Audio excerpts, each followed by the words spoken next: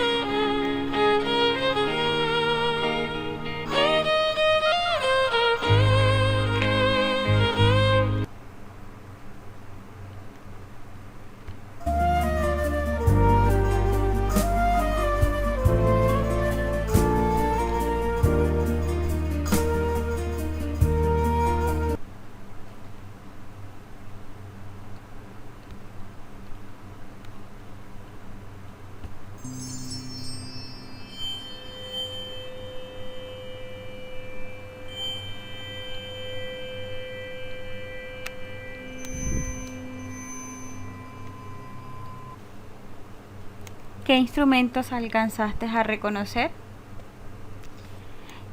Cuando se analiza el registro de dos o más ondas sonoras con la misma amplitud y frecuencia, se puede concluir que la forma de la onda resulta de la interferencia de las ondas. Las ondas individuales se combinan entre sí en una región del espacio para producir una onda resultante. La superposición de dos ondas que generan una tercera. La onda de color azul es la onda resultante. La onda de mayor amplitud se denomina predominante y tiene la misma amplitud que la onda resultante. La onda resultante en A y B tienen la misma frecuencia y amplitud, pero diferente forma. El oído humano hace un análisis automático de Fourier, ya que al escuchar una orquesta es capaz de discriminar los sonidos fuertes de los débiles, los sonidos agudos de los graves y a la vez producir la interferencia de ellos.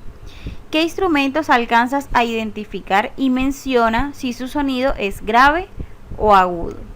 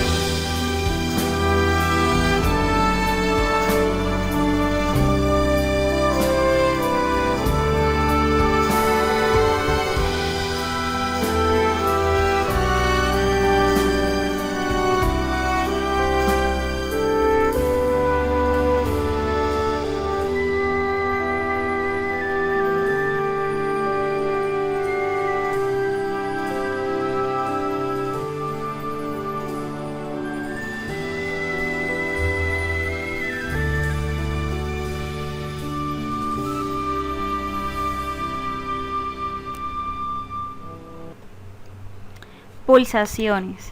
Cuando dos tonos ligeramente diferentes en su frecuencia suenan al unísono, se presenta una fluctuación en la intensidad de los sonidos, es decir, que el sonido es intenso, luego débil, después intenso, etc.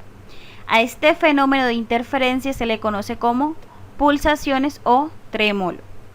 Nuestro sistema auditivo no es capaz de percibir separadamente las dos frecuencias presentes, sino que se percibe una frecuencia única promedio, es decir, la frecuencia 1 más la frecuencia 2 sobre 2, pero cambia en amplitud a una frecuencia de frecuencia 2 menos frecuencia 1.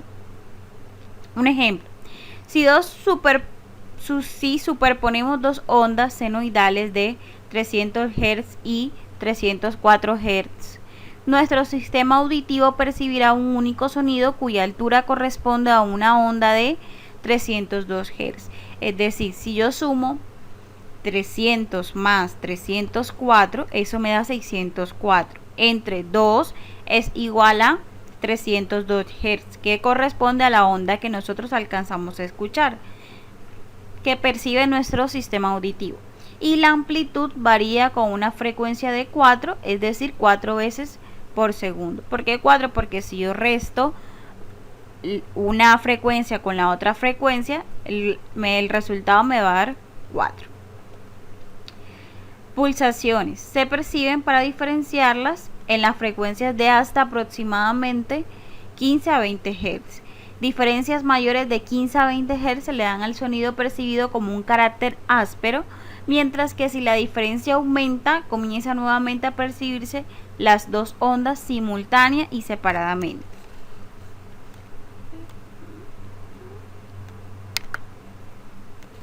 Si F+ es la frecuencia resultante, es muy pequeña, el fenómeno de las pulsaciones resulta agradable. Veamos cómo se escuchan.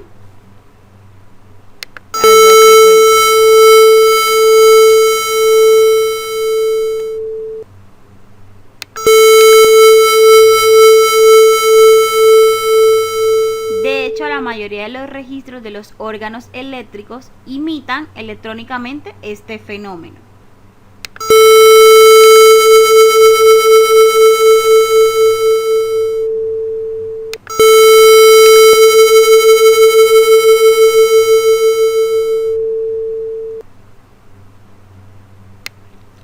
Si F resultante es grande, el oído humano percibe el sonido como áspero, rasposo, y lo interpreta como disonancia. Veamos.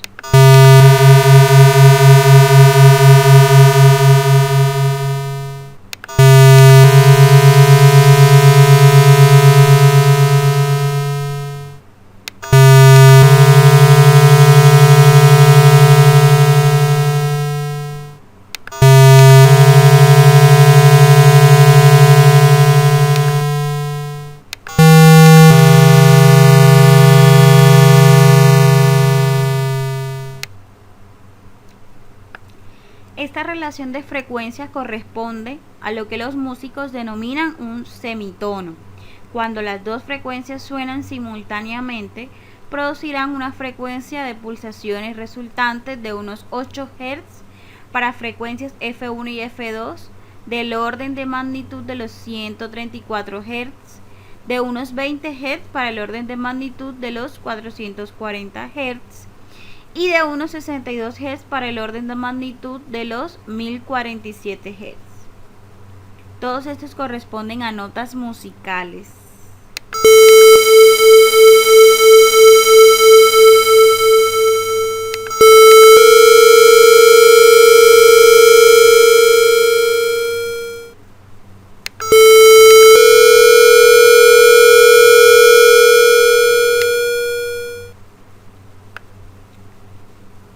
Cuando la relación entre las frecuencias F1 y F2 es igual o superior a 119, entonces las frecuencias son ya suficientemente diferentes como para que no se perciba el efecto de las pulsaciones y por tanto no se perciba disonancia. Los dos sonidos se percibirán como tonos diferenciados.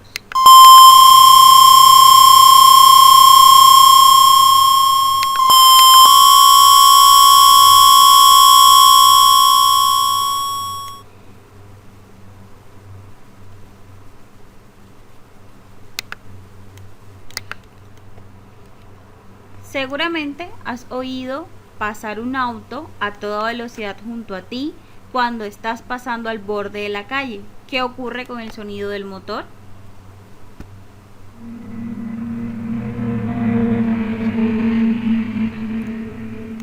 Si repetimos la secuencia anterior, advertiremos que cuando vemos acercarse el coche, oímos un sonido cada vez más agudo. Cuando se aleja es cada vez más grave. ¿Por qué? Imaginemos un coche parado que hace sonar su bocina. Un observador percibirá un sonido uniforme. Pero si el coche se mueve y la bocina sigue sonando, las ondas que llegan al observador estarán más comprimidas, ya que la fuente emisora de las ondas se acerca a él. Es decir, habrá aumentado la frecuencia y por tanto percibirá un sonido más agudo. En cambio, si el coche se aleja, las ondas estarán cada vez más separadas y para un observador situado detrás del coche habrá disminuido la frecuencia y el sonido será más grave. Este cambio de frecuencia, debido al movimiento percibido por el observador, se llama efecto Doppler. Algunos mecanismos para abrir puertas de forma automática son una aplicación del efecto Doppler. Y también lo son algunos instrumentos para medir la velocidad.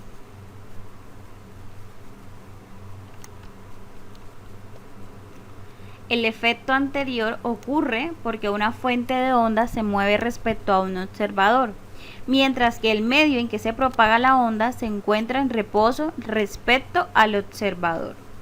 Este fenómeno se conoce como efecto Doppler. En honor a su descubridor, el físico y matemático austriaco Christian Doppler. Al cambio de frecuencia de las ondas debido al movimiento relativo entre la fuente y el observador se le llama efecto Doppler.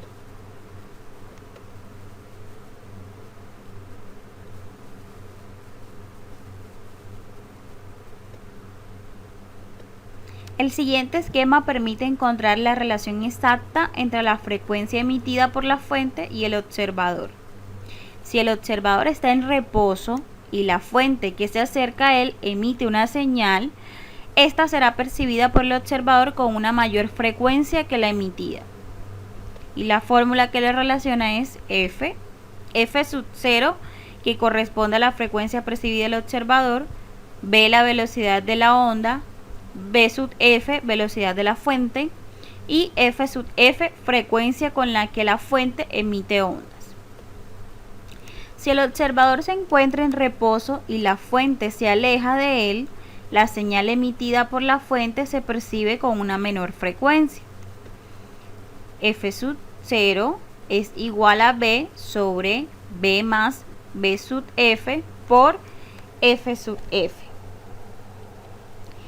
Si la fuente que emite la señal se encuentra en reposo y el observador se acerca a ella, la frecuencia de la señal emitida se percibe con mayor intensidad. Y esta sería mi fórmula de relación.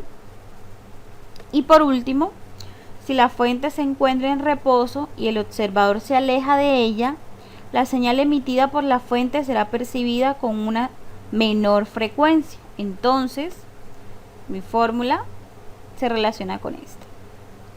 Aquí tengo un mejor esquema. Cuando la fuente se encuentra en movimiento y el observador en reposo, aquí tengo mi fórmula de cuando se aleja y cuando se acerca. Y también tengo mi fórmula de cuando la fuente se encuentra en reposo y el observador es el que se encuentra en movimiento. Aplicaciones del efecto Doppler. Los radares de carretera, bien sean fijos o móviles, permiten a la policía conocer con exactitud la velocidad de los vehículos. El radar emite una onda electromagnética, en este caso una onda de radio, y detecta el eco de lo reflejado por ella. Si un objeto se encuentra en el campo de la transmisión, reflejará una onda y el radar la detectará. Analizando y comparando esta onda con la emitida, el radar determinará la velocidad gracias al efecto Doppler-Fizeau. Si el objeto se está acercando al radar, la frecuencia de la onda de retorno es superior. Si se aleja, es más baja. La misma diferencia de frecuencia permite también conocer la velocidad con precisión. El cálculo se realiza al instante por la computadora de a bordo del radar. Si la velocidad es demasiado alta, salta una cámara que toma una foto. Este método es muy eficaz, pero es sensible a interferencias. La interrupción de la onda que se emite puede alterar la frecuencia y deformar los resultados. Algunos radares utilizan otros métodos. Calcula la posición del vehículo en varios momentos sucesivos y así deducen su velocidad. Estos cálculos se basan únicamente en la velocidad de propagación de la onda y no en su longitud de onda. El radar puede funcionar incluso si se intenta causar una interferencia. Algunas curiosidades del efecto Doppler. Me cago en Doppler, pero 2 veces. Iba el otro día yo conduciendo y pensando en cosas normales cuando ¡bam! Veo el típico flash del radar de tráfico. Así que hice lo único que se puede hacer en estas ocasiones. Me paré a un lado, me golpeé la cabeza con el volante y dije, me cago en Doppler. Pero además 2 veces.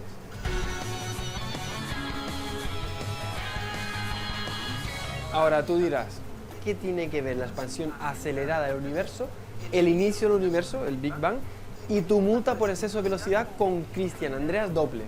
Pues tienes razón, suena raro. A simple vista parece que nada. Pero déjame que te lo explique. Es el famoso efecto Doppler. Ese es el culpable.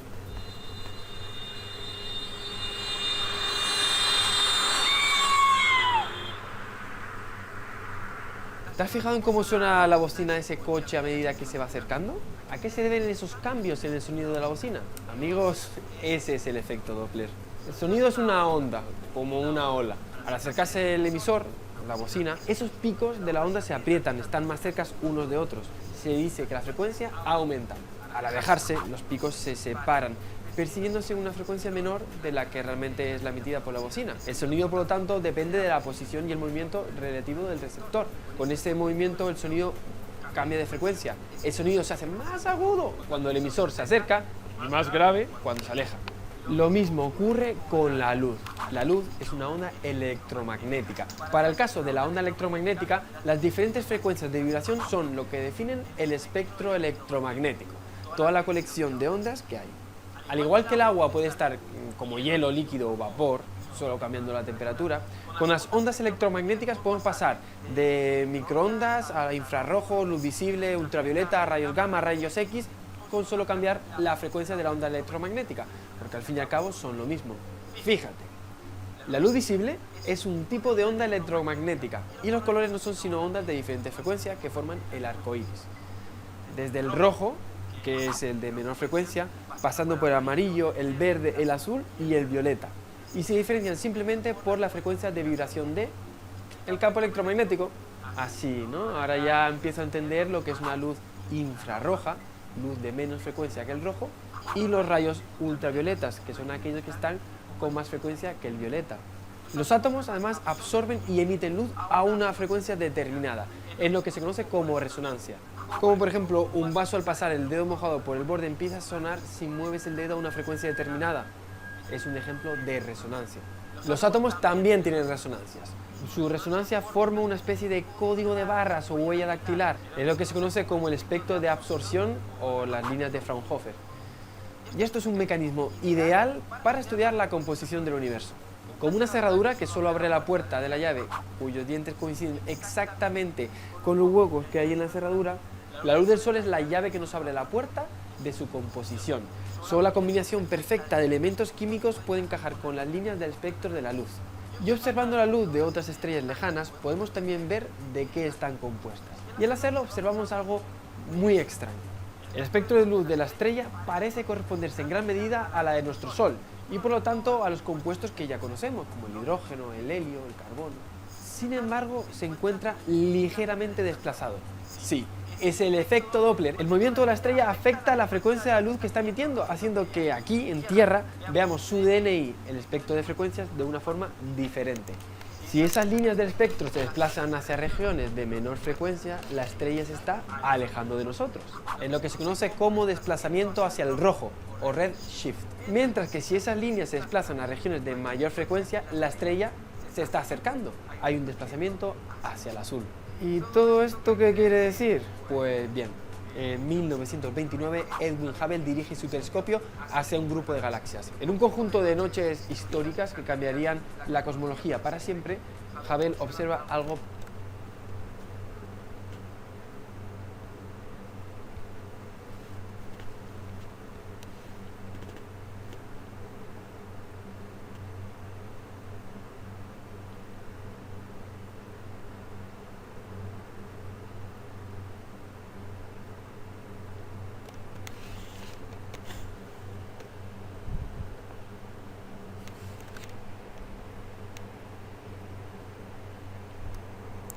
Gracias.